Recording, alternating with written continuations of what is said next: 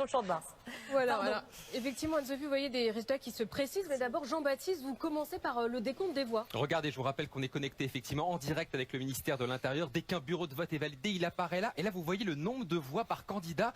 Pour l'instant, une égalité presque parfaite avec une petite avance pour Marine Le Pen.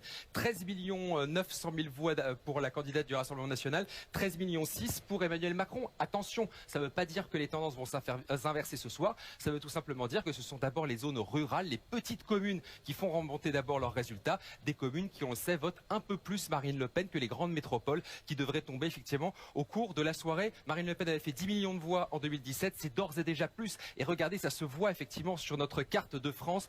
En bleu foncé, les villes qui ont placé Marine Le Pen en tête.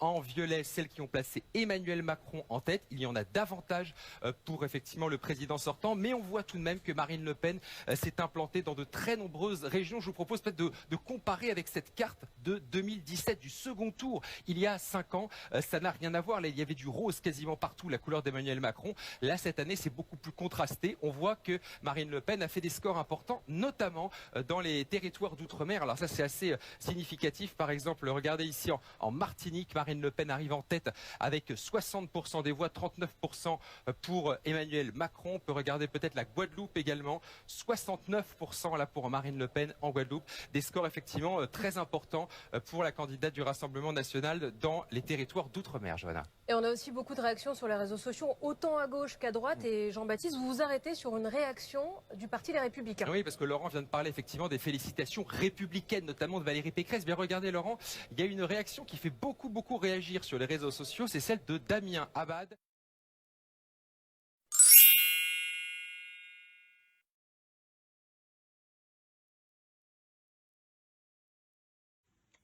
D'appel du pied, en tout cas extrêmement clair pour un gouvernement. Et cette réaction de Damien Abad a fait beaucoup réagir ce soir. Merci Jean-Baptiste.